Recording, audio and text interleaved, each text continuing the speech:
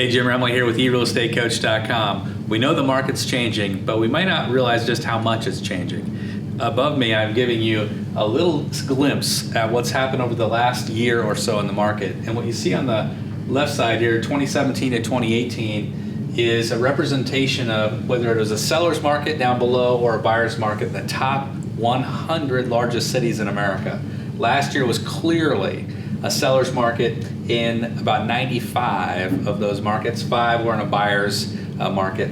Look at the change. This is 2018 to 2019. The most recent data shows that 50 of the top 100 metro markets have now flipped into a buyer's market status, and 50 are still hanging on by a thread into a seller market status. That's a 10x change over the last 12 months. So what does that mean to us? It means that even if it hasn't hit your market yet, we need to understand the market dynamics are changing and we need to prepare for it. And some people say, well, how is that study based, Jim? Because maybe you're not quite experiencing it yet. Here's how they looked at it and made that determination. This was a study done by Zillow, by the way. And they looked at the share of listings with at least one price cut, the monthly median days on the market, and the sales to list price ratio. In other words, the difference between what the home sold for and what it was listed for, to come up with whether the overall market was in a seller's market or a buyer's market. Now the question is, what do we do about it? Here's what to do and what to expect. There's several things. Number one, you're going to need to expect, as we enter into a buyer's market, if it starts to happen in your market, lower initial offers. Buyers will begin to feel empowered, and so there are going to be more negotiations going on. More in-deal negotiations. Once you get into contract, you'll also see more inspection negotiations and more appraisal negotiations and more negotiations in general. More listings, a lot more on the market, and fewer showings. Doesn't mean the number of transactions is going to change. In my market, we're seeing more listings, but the pace of sales is the same. It just means the buyers have more to choose from. There's more competition for sellers. And longer market time. So that means instead of taking 90-day listings, maybe we need to think about 180-day listings, or even a year listing in some rural markets or some price categories like luxury housing. Here's what to do. Get ahead of the market and start having conversations with your sellers about the market change. Start globally. Show them what's happening in the top 100 metro markets and explain to them how the market may shift soon in your local market. So global to local conversations. Next, understand that the perceived power right now, sellers mostly still perceive that they're in power, but that's going to change.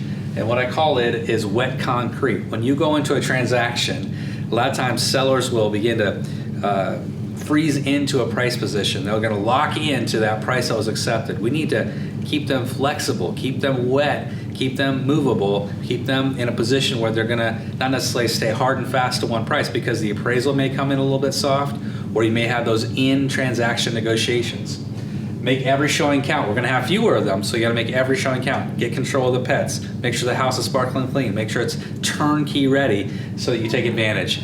And think about reverse offers. A reverse offer is if you've had a showing, think about giving the sellers an idea to give the buyer an offer. So instead of waiting for a buyer to make an offer to you, you make an offer to the buyer.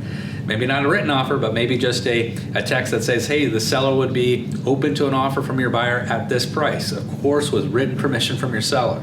And last, make sure you take those longer listings and think about automatic price adjustments. If your home doesn't sell in a week, 2 weeks, what are we willing to do? How aggressive do we want to be? We want to be ahead of the curve, not behind it, as we start to see the market begin to shift. Last, as we begin to look at market changes, buyers become much more valuable, of course, in a buyer's market, because there's such a demand to get offers from the very few buyers that are in the market. So how do you market yourself to a buyer?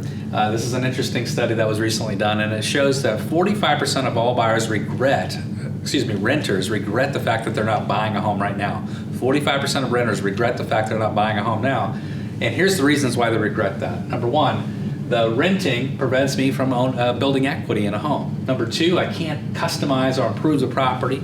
And number three, they feel like their rent is too high.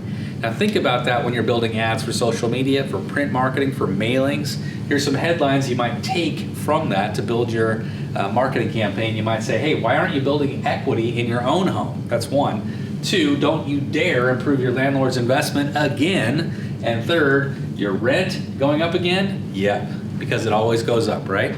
So attracting buyers is going to become even more important in this changing market landscape that we're in. If you want some ideas on lead generation, you want some coaching to help you take your business to the next level, we'd love to see you over at eRealEstateCoach.com. Have a great day and good selling.